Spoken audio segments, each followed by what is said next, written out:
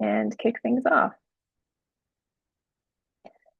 All right, so welcome again, everybody, to our quarterly NASEO Buildings Committee meeting. To tee things off, I'll just provide a bit of a look ahead at the resources that we have coming for you from the NASEO Buildings program, as well as a roundup of what's been happening this past quarter.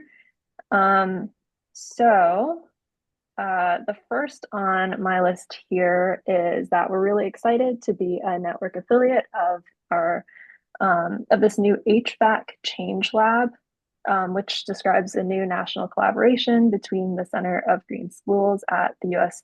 Green Building Council, the New Buildings Institute, and the National Center on School Infrastructure. This collaboration is bringing school districts and partners together to upgrade school HVAC systems, leading to cleaner air and healthier communities. A press release on this new initiative and some more details can be found through the hyperlink on this slide. And these slides will all be shared after our webinar today, but I'll also kind of drop some links as we go along into the chat for those who want the links on demand. And then we also do have a few upcoming events to flag for you all.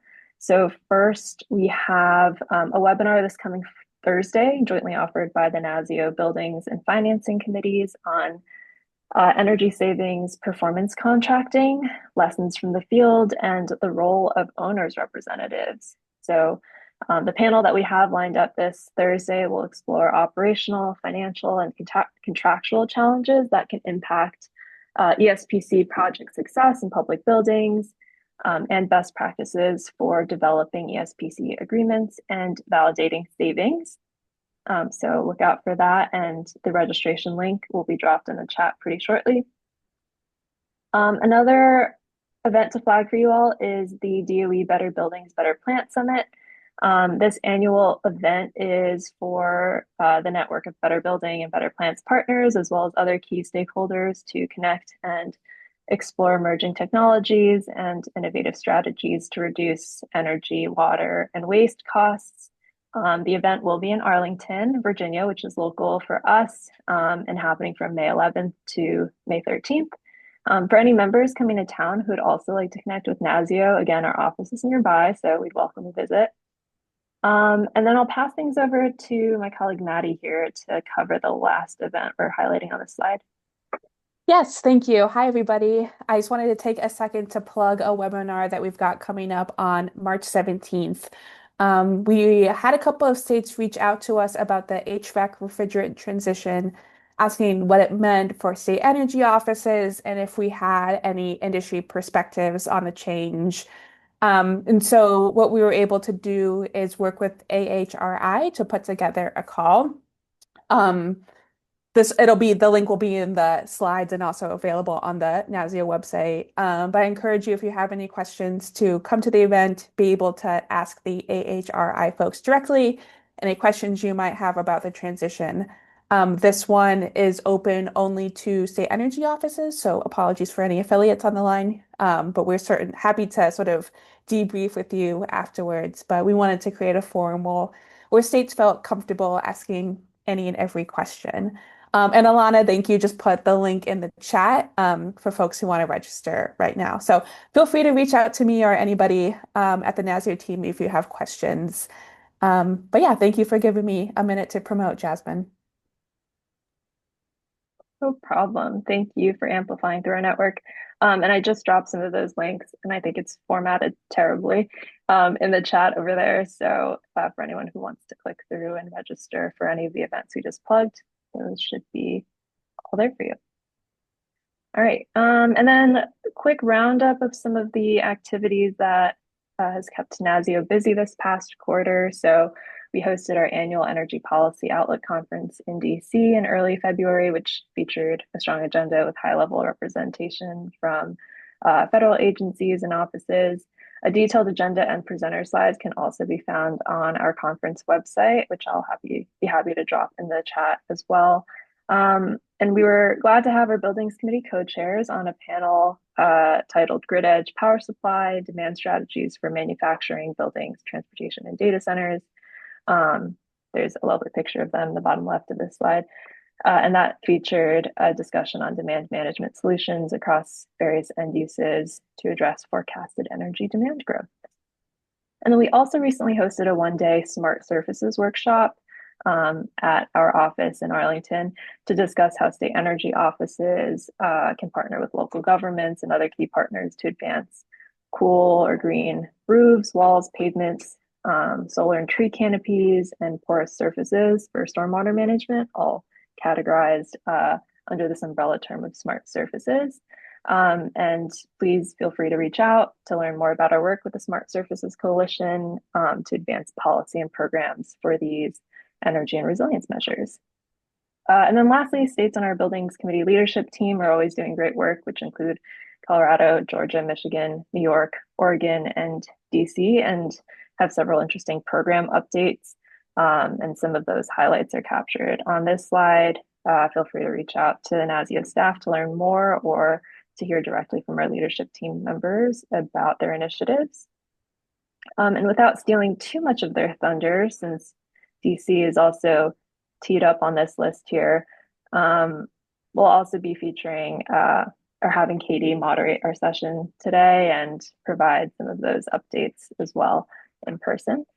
And then moving along to kind of the objective of today's call, it's kind of to launch this public buildings collaborative, which will be a multi-part discussion series to provide a forum for state energy offices to discuss program implementation practices for supporting energy efficiency and electrification in mush market and community serving buildings, to discuss how these programs have evolved over time and can align with and prepare for federal incentives, to establish strategic partnerships, and also to share expertise across NASEO's member network.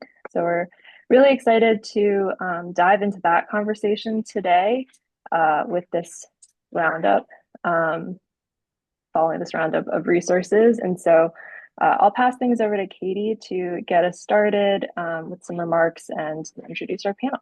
Katie, over to you. Thanks, Jasmine. So hi, everybody. You can see my name on the screen here, but I'll just go ahead and introduce myself. So I'm the Associate Director for the Building Performance Division at the Department of Energy and Environment. I work for the local DC government. So not a state, but we get to pretend that we're one in these meetings. I'm really excited to be here. I'm really excited that Jasmine invited me to kind of moderate this panel we have some great speakers lined up. And then I'm going to give a little quick overview of a program that we're launching here in the district.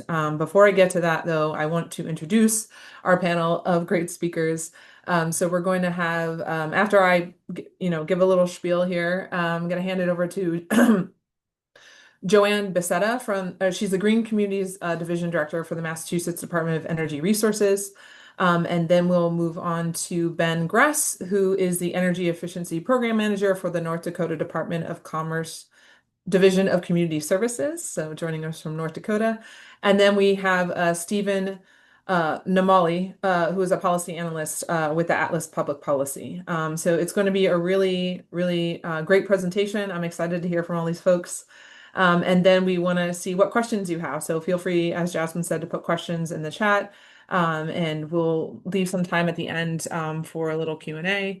But yeah, so before I hand over to Joanne, Jasmine had asked that I give a quick overview of a program we're launching here in the district. I'm going to give a little bit of context and then I'll describe sort of what our goal is for the program. We're still very much in the very early stages of this program.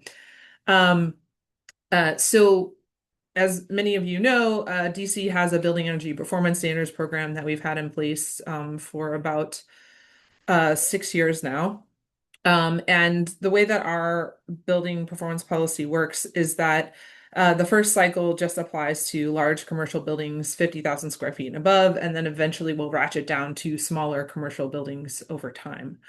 Sounds great. But I have had concerns for years about applying a BPS to smaller, I always say small, and my colleague always corrects me that these aren't small buildings, but they are smaller to smaller buildings, just because I think just our experience launching this program, I've seen sort of what resources are available for building owners to be able to implement energy efficiency projects, make these types of capital improvements. So I have a lot of concerns about this policy applying to smaller commercial buildings that often need a lot more support in these types of programs. And so right now, what we're trying to do is we're trying to really the impetus for this was to explore different policy models for those smaller commercial buildings. And I know that a lot of other cities have, building tune-up programs. And so what we decided to do is to try to launch a building tune-up program here in the district that is aimed towards those smaller commercial buildings.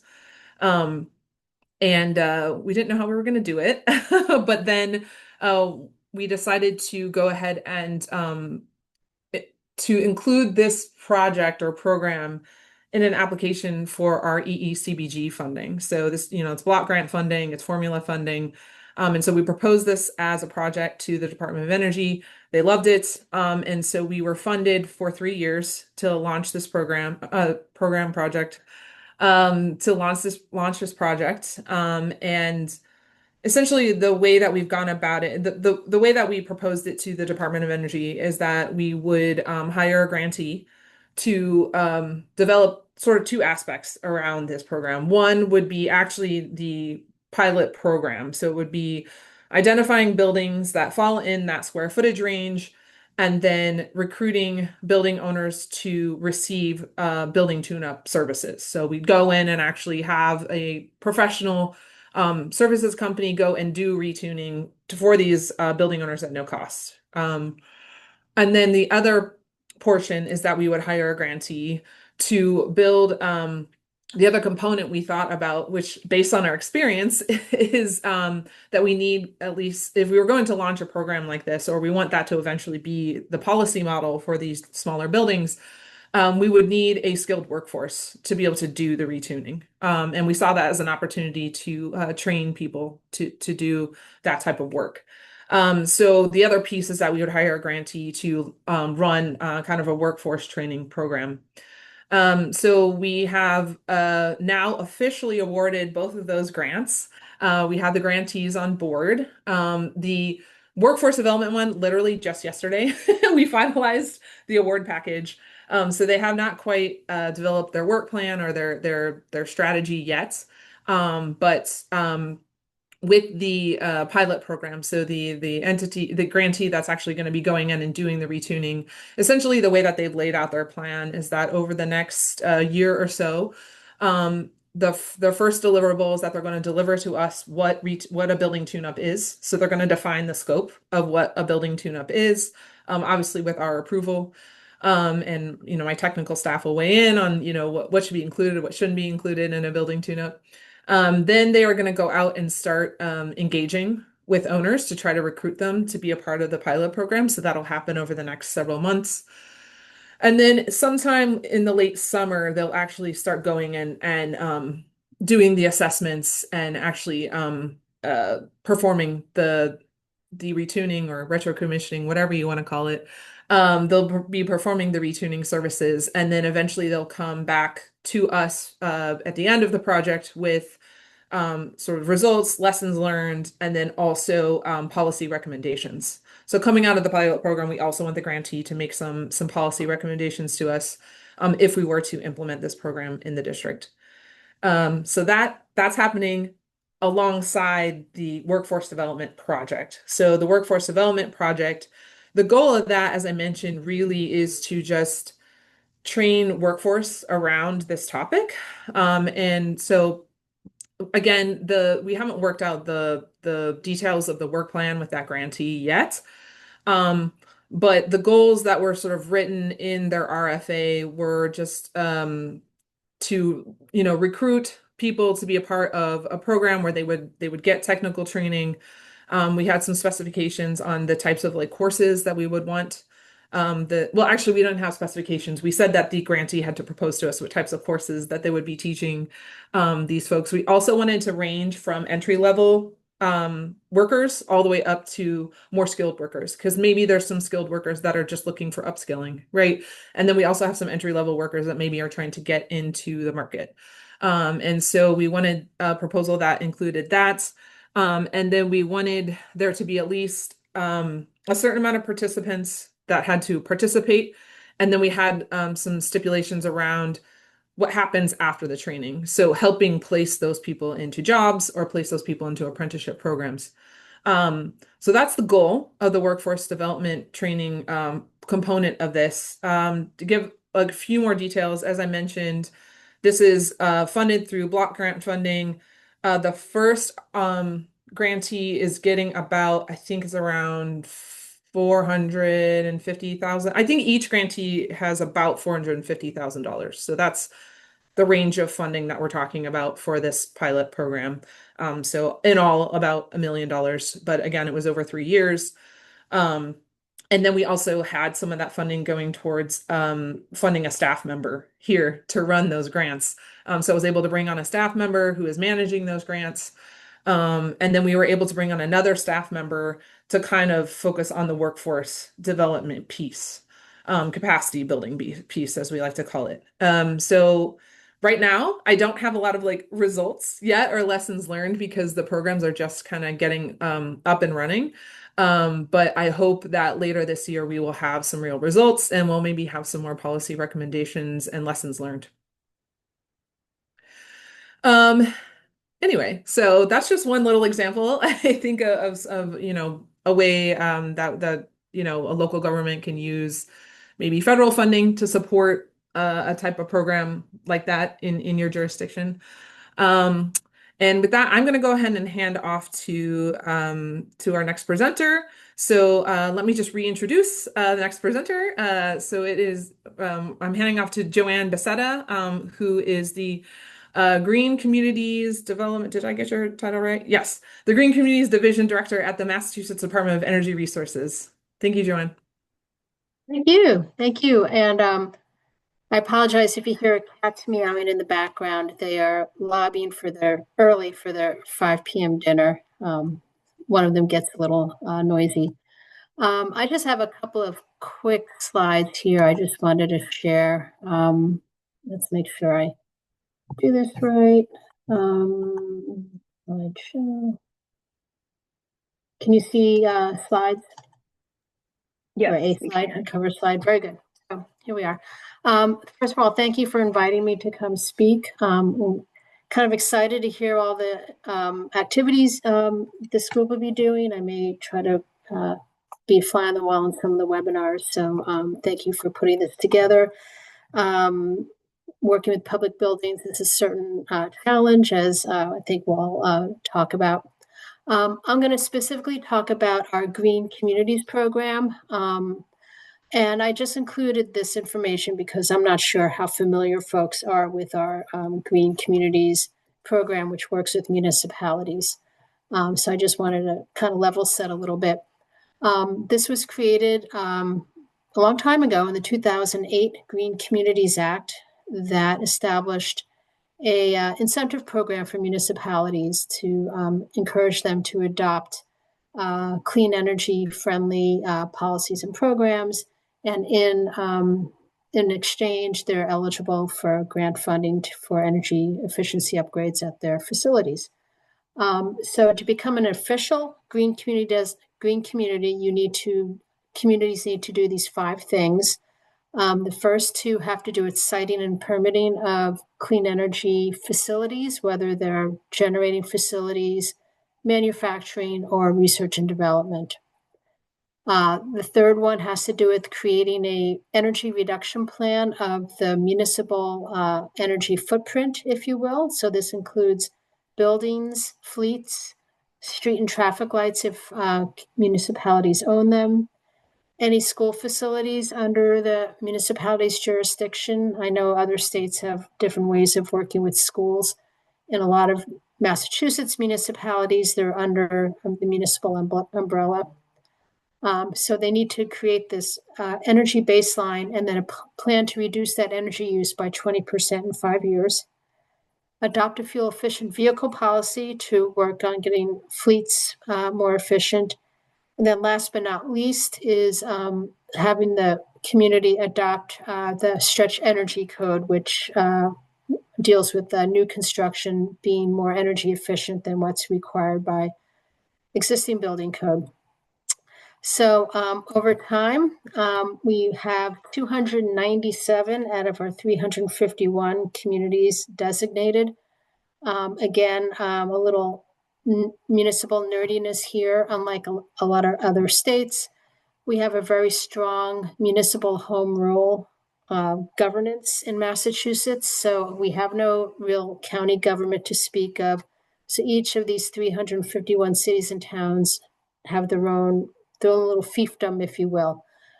So over time, our team has been able to work with volunteers and staff in these communities to become a designated green community. And many of these communities have been active in our program for a decade or more and have seen substantive energy reductions.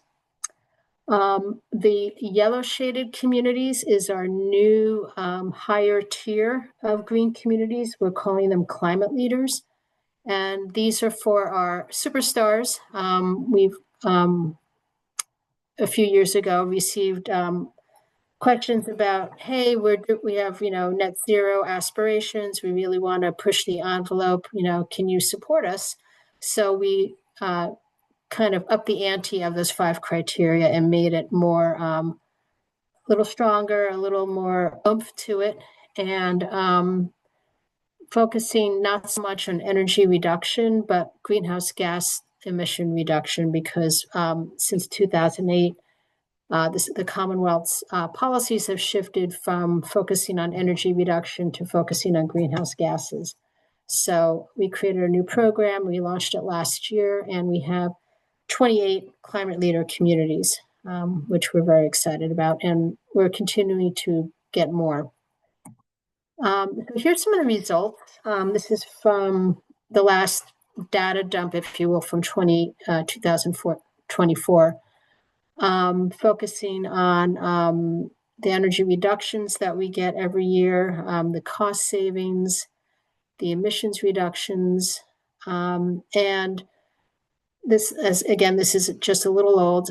Since this infographic was created, we awarded over $200 million to cities and towns since then. Our program has evolved to really partner with our utility efficiency programs through NASEO. We have a very aggressive efficiency program funded by ratepayers. So the municipalities work with their NASEO representatives to bundle up potential projects that they apply to us for funding. We have our grants are competitive in nature, but we tend to award, 80-85% of the applications we get, just to, again, help upgrade these facilities. I'm probably preaching to the choir here, but there's a lot of deferred maintenance and a lot of old buildings here in New England. So anything that we can do to help them become more efficient, and then ultimately work on fuel switching particularly from delivered fuels, from oil and propane. So that's been our focus for the past few years, is really honing in on the fuel switching. One of the questions or bullet points we're asked to address is how does this work when we're facing higher utility costs? And especially in Massachusetts, our electricity costs are among the highest in the country. And for the first time this year, our program specifically is funding solar PV on site to serve on-site load to help leverage the high electric costs, particularly for buildings that are fully electrified. So we just launched that. The last grant round, nobody applied for solar. We're hoping this grant round they will. Now that it's been socialized a little bit. We're continuing to, work on that push-pull of efficiency, electrification, keeping costs in the viewfinder as well. Somebody may ask where we get our funding. Most of our program funding is from, we're a participant in the Regional Greenhouse Gas Initiative here in the Northeast. So most of our funding comes from that, which is great because it's not part of the state budget. It's part of a trust. We have a little bit of flexibility of how we use that. And are we taking questions at the end, or I'm happy? Yes, no. Yeah, we're doing a Q&A at the At end. At the end. Yeah, and if folks, again, reminder, if you have questions, feel free to put them in the chat. Okay. Okay. That's great. I will stop sharing my screen. And is Ben up next? Benjamin Crest from North Dakota? Yeah. Yeah. Thanks, John. That was really great. Actually, you answered one of my questions I had, which is how is this funded? So I figured that was brought it in at the end. I was very interested. Great. Thank you. Yeah, we're going to hand it over to Ben Gress, who's the Energy Efficiency Program Manager for the North Dakota Department of Commerce.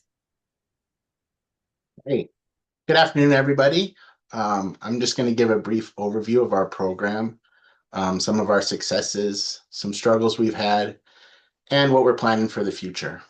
Our program is located within the Division of Community Services, and we administer a state conservation grant. The majority of our federal DOE funding, SEP, EECBG, the EERLF, and the several IRA programs. We also administer the Weatherization Assistance Program and certain LIHEAP components. Last fall, we took an initiative to unify all of our energy programs under one office and rebranded as the Energy Efficiency Program. We developed a similar grant application system for all the programs, which includes process and project descriptions, energy savings analysis, and a Section 106 historical preservation review. So going into some specifics of our state energy program, we require a 20% match and look also for a 10-year payback on those projects. Historically, the projects that we funded have been LED lighting upgrades in public buildings. The state energy program can fund private projects, but historically we've used up our grant funding prior to giving any of that money out. So it's been public or nonprofit to date. In the last year or so, we've been looking forward to funding additional projects, which include energy audits, energy education, and anything we look as innovative in the HVAC world. The formula funds, of course, give us limited funding, kind of prohibits large investment, big project things. Our total formula funding for SCP is around $500,000. So we try to spread that out across the state and look for projects that the one-time investment can carry on for more than 1 year. Some of our successes that we've seen is we funded some lighting replacements in a research greenhouse at one of our large universities. And although they've seen the reduced energy costs, which we expected with the LED lighting, some of the co-benefits that weren't seen initially are the reduced maintenance, no bulb changing, that type of thing, and increased plant growth, which came out of nowhere. They realized that because of the increased light intensity, that some of the plant varieties that they're doing, they're actually seeing an entire additional growing season in the greenhouse. So the amount of research they've been doing has been greatly increased. A couple other projects have been some innovative heat recovery systems at 2 of our YMCA facilities in the state, where they're using waste heat from the building heating system to heat the pools. So that's kind of an interesting thing where we didn't fund much of that. We just gave a certain small grant to help connect those two projects. So the EECBG program, this is one program that I think is evident, and I'm sure other states are struggling with this. You know, DOE's one size fits all approach doesn't really fit North Dakota very well. The funding going out to the top 10 largest cities and counties results in us funding communities of very low populations, you know, in the 5,000 to 7,000 people range. And initially, we geared that program similar to our state energy program and saw almost no participation. So last year we adjusted, removed our match requirement, and extended our payback on public building projects to a 30-year payback agreement. So since doing that, we've seen some growing interest. We've supported LED lighting projects, HVAC efficiency changes, and street lighting upgrades. One kind of innovative thing we've done there is some of these small communities, if you can imagine, the city auditor is also the tax person. They're also the permit specialist. They wear a hat. So when looking at energy savings analysis or audits, we partnered with one of our state universities' engineering programs, where they're funneling those projects through their engineering students to do the analysis and to help these small communities meet the requirements of the program. With that, we still have big barriers there. The Davis-Bacon and LCP tracker requirements of ECBG have really been a struggle. We've added a support staff to help with that. But what we're finding is, due to the small communities, the requirements are just reducing the overall contractor availability. And we're seeing, unfortunately, that's causing considerably higher overall project costs due to contractors that are willing to do the paperwork are, of course, wanting to be paid for their time. So they are bidding those projects higher. The SEP IRA funds, the IJA funds, we've used primarily for energy education and workforce development. We've given several grants to our universities across the state to develop a new global wind technician certification program, an electrician's program, and line worker programs. We funded a new building science program at one of our technical universities. And examples of how we support that would be maybe funding the professor's salary for the first year of the program prior to tuition coming in for those programs. So we'll help get it started, and then that one-time match or grant is done, and hopefully the program stays on and becomes a big success. The only state dollars we have in North Dakota, we do have an energy conservation grant. It's been around for quite a while. It's specific state funding for public building energy efficiency improvements. The issues we've seen with that is that it's codified in law, the requirements of a 50% match and a 10-year payback agreement. And due to inflation, we're just seeing that those restrictions are very hard to meet. So we're planning on addressing that issue with the next legislative session and seeing if we can get some of those real tight factors maybe loosened up a little bit. So, and also looking if we can braid some federal dollars, use some federal dollars to braid in with that program, or vice versa. So our future outlook, we really look to expand our energy efficiency and conservation dialogue across the state. North Dakota lacks really any major utility rebate programs. So we're trying to get the word out to our utilities to see what we can do. You know, unfortunately, a lot of those programs are required by law by states, and North Dakota does not do that. So getting voluntary interaction from our utilities it's been a struggle.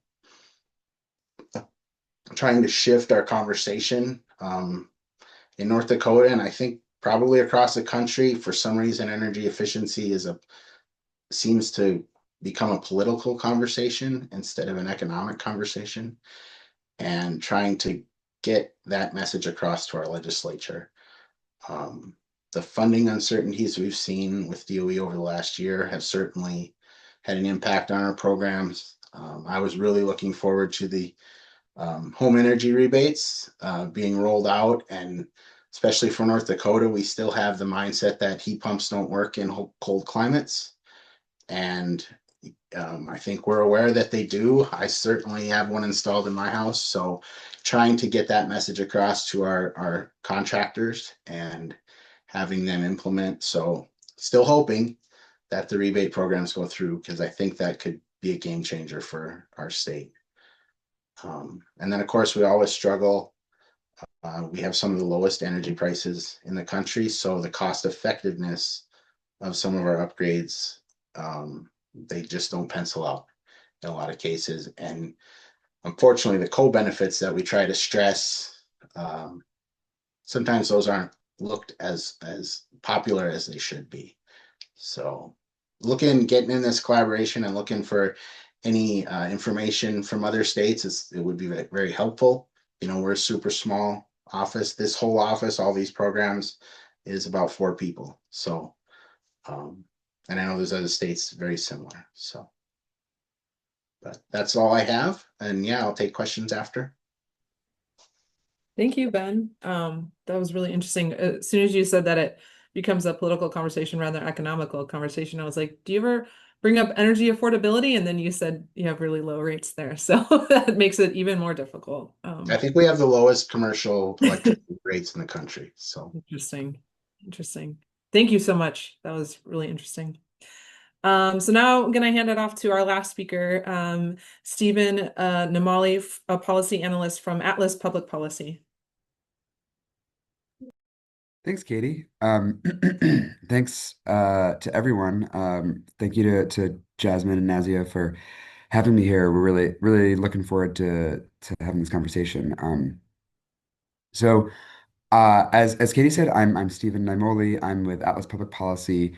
We are a data and policy research firm based in Washington, D.C., and we cover a lot of different energy related topics: transportation, buildings, water, um, climate funding, as we sort of refer to it, and a couple of different areas. I'm here to talk a little bit about some of the resources that we have that are available to state energy offices, and some of the ways that we might be able to kind of help you out with things that you might need. So I have a couple of slides to show, so I'll just share my screen.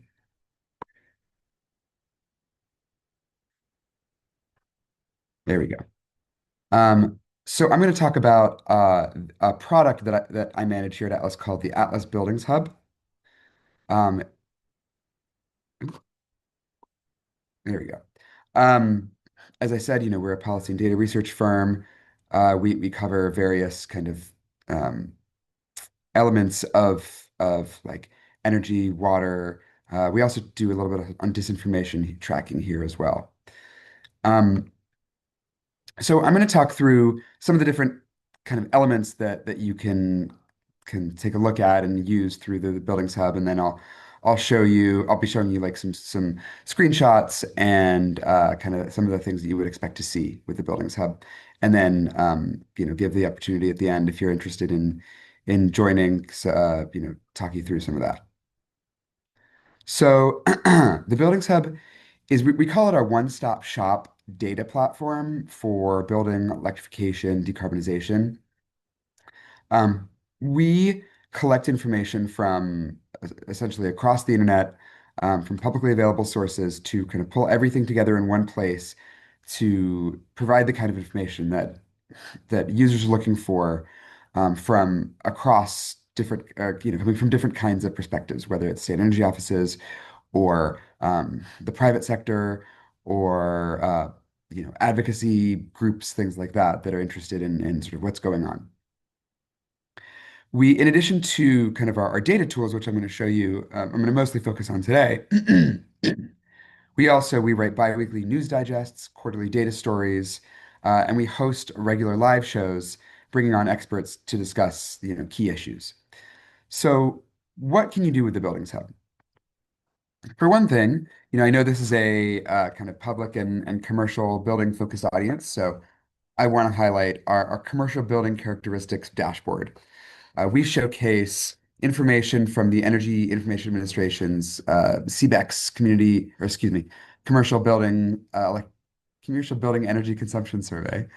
Um, we present kind of all kinds of like region and division level information on building stock, on um, space heating, cooling, water heating, even down to more like device levels, solar panels, smart thermostats, things like that. One of the things that we do with all of our data platforms is we often, uh, work with users to meet sort of custom specific requests that they're looking for, where we can pull information on, you know, curated data sets on the kinds of things that they're looking for. All of that is also, everything on our website is exportable, is downloadable. You can, as well as interactive, so you can kind of use this information in a bunch of different ways, whether you're doing it on the website or, downloading it and using it in your work. We also do that a lot with our work at Atlas when we're pulling information for reports or for projects or for, various kind even if we're just interested in, what's like, for something else, what does the building stock look like? Or what do heat pumps installed in this area look like, that kind of stuff. You can also track nationwide HVAC shipments. We pull AHRI, Air Conditioning, Heating and Refrigeration Institute information. They publish monthly data on appliance shipments. This data really tells us about kind of broad trends in the HVAC market across space heating, water heating, and cooling. We analyze the data by raw numbers, but we also, make available market share across each category. We sort of break it down in a couple different ways and analyze across these different metrics. Uh, a, a, I would say a big, maybe flagship piece of the Buildings Hub or is our Spotlight States dashboard, as we call it. It's our state policy tracking dashboard.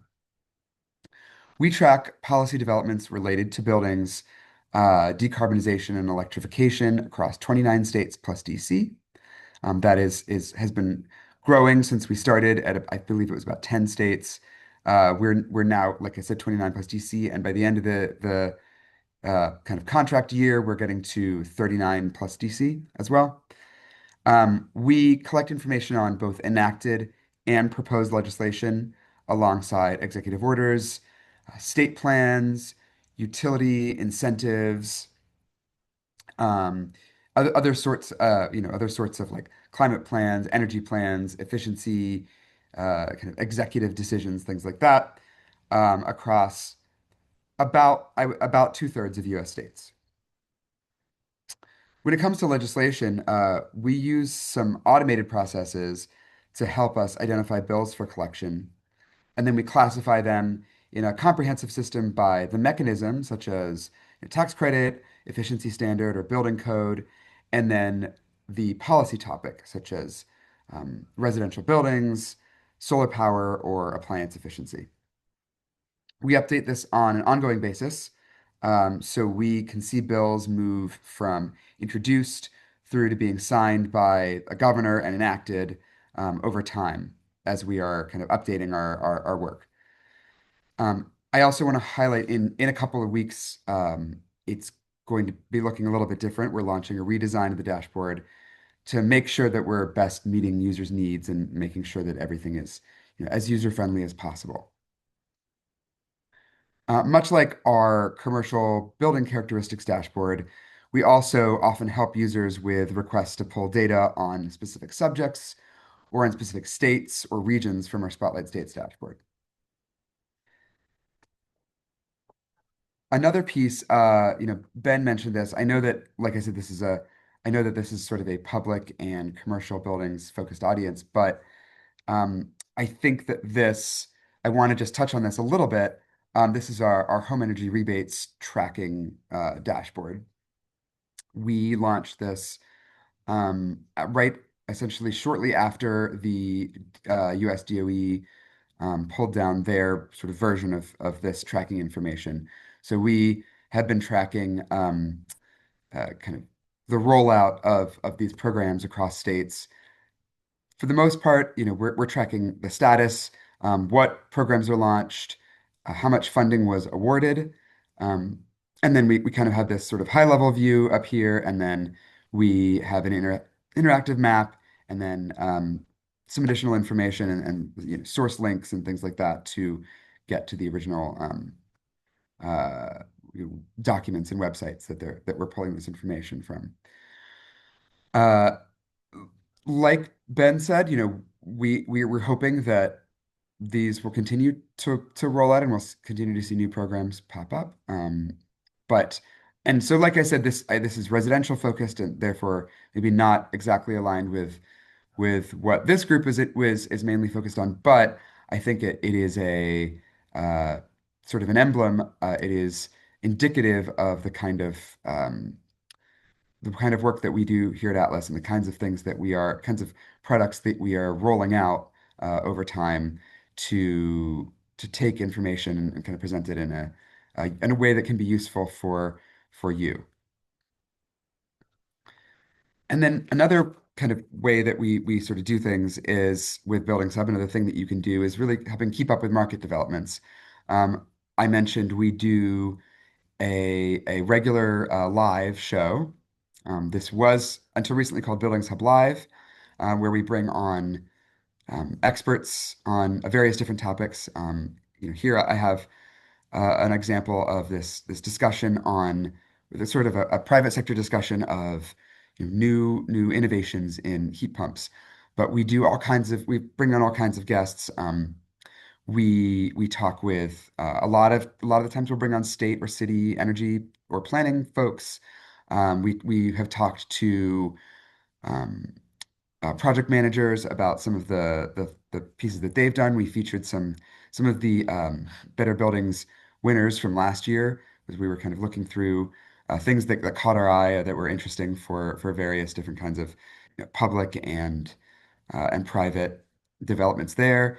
We spoke with last year we spoke with uh, a city representative in Iowa and a private company representative in Wisconsin on these different kind of scales of geothermal district heating for in one case for a city use and another case for that was located on a private sector campus. So we get a diversity of perspectives to bring in to talk about the issues of the day and the things that are of interest to us and to our audience. I mentioned it has been Buildings Hub Live. We are just recently kind of consolidated our podcast live shows here at Atlas into a show called Atlas Live, which will be essentially the same kind of premise moving forward, bringing in experts to talk about issues, but now it is under the umbrella of a larger set of issues. So we'll be talking about buildings. We'll be talking about we've got an episode coming up on solar that is a little more broad than just buildings. We will be talking about, like I said, water, the manufacturing, things like that. And then finally, we have free resources. So we have a resource library that we've put together that we're continually updating that is pulling together things like reports, case studies, tools, calculators, um, plans, all kinds of things from public sector, private sector, NGOs, kind of anyone across the buildings space that we come across. And so we maintain these. They are all tagged, so they are searchable, filterable, that you can find all the kinds of things that you need. We also, we try to be as comprehensive as we can, but in the event that we miss things, we also invite our users submit things that they, something maybe of theirs that we may have missed. Similarly, we have an events calendar where we are also pulling in things from, workshops, convenings, webinars, in-person events, of all kinds of sorts of different things across the country.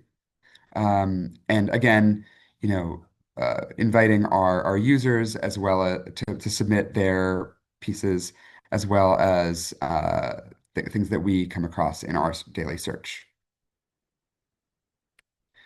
So I know I've talked through a lot, so I'm certainly happy to answer any questions that you have about our offerings and how we might be able to meet your needs. But if you're interested in joining, please go to atlasbuildingshub.com. Like I said, it's free. We'll ask you just to register, to set up an account so that we can, help make sure that we're tracking everything and understand a better way for us to kind of reach out to our audience and make sure we're getting in touch with everyone. But but like I said, it's free to join. So please let me know if you're interested, or head to Atlas Buildings Hub. And I will kind of leave it there. I'll pass it back to Katie, but again, happy to answer any sort of questions that you have. Thank you, Stephen. I was very happy to see the DC Healthy Homes Fair on your events page. So I don't see any questions in the chat. I don't know, Jasmine, if we should see if anybody has question, like want to raise their hand and have a question, or I don't know how you Yeah, want that's totally welcome. Okay. If Does folks any want to just raise their hand and come off mute. Yeah, does anybody have a question that they want to raise their hand and come off mute to ask? Oh, I see, Lacey. Hi, can you guys hear me okay? Yes. Okay, sweet. I have a question for Joanne. I'm with the Maryland Energy Administration, and we had a program that was very similar to your Green Communities program. I noticed you get a lot of engagement from almost all of your municipalities. We had similar requirements for municipalities where they had to adopt certain goals in order to get funding. And we heard that that was limiting a lot of their participation in getting funding. So we took away that requirement, and now we just kind of give money to any municipality that has a project that they'd like to propose. So I'm curious as to how you get so much engagement from all of your municipalities, almost all of your municipalities across the state. Sure, that's a great question. We have on our team regional coordinators that are geographically in different parts of the state. We have 4 of them, and they're sort of like the boots on the ground, working directly with the cities and towns. So they provide assistance with helping communities and decision makers understand the fuel efficient vehicle policy. We provide assistance helping them meet the requirements by working through the regional planning agencies. Like we have a lot of really tiny towns, probably similar to Maryland, where it's mostly run by volunteers. So we work with the regional planning agencies to help them pull together the application materials. If they need to change some of their zoning, they can help with that. They can help put together the energy reduction plan along with the utility programs, which will provide high level audits, like a level 1 audit, but basically, building walkthrough identifying, we have lighting upgrades here, we have an old boiler here, and using that basic information to put together the energy reduction plan. And I'm not sure how large your grants are, but ours are pretty substantive. So the designation grant was a formula grant based on population and median income. And then once the designation grant is spent out, communities are able to apply for competitive grants. And those max out at $250,000. And maybe about 4 years ago, we added a $500,000 building decarbonization grant that has some somewhat different requirements, and you need to work on that for a couple of years. But I think that was enough incentive. The funding was enough incentive, and the assistance was helpful. Awesome. Thank you so much. Kind of a follow-up question then, since you have these regional coordinators to kind of provide this hand-holding, what's stopping from the rest of the municipalities from signing on to this program? Oh, that's a great story too. So one of the requirements of being eligible is communities have to be part of the investor-owned utility area, because Mass Save and those programs are not embedded in our program, but some of the funding mechanisms are through the investor-owned utility regulated entity. We have 41 municipal light communities that have their own, teeny tiny towns that have their own electric utility that is not really regulated by us. So the people who made the laws way back when decided that municipal light communities are not eligible for these grants because they don't have to comply with other regulations. That being said, we work with those communities. They're not, we meet communities where they are. Sometimes these communities will have a few investor-owned utility customers, and we call that it's not a loophole, but it's an opportunity. So we bring them in. But we also, we have other grant programs to help municipal light communities as well.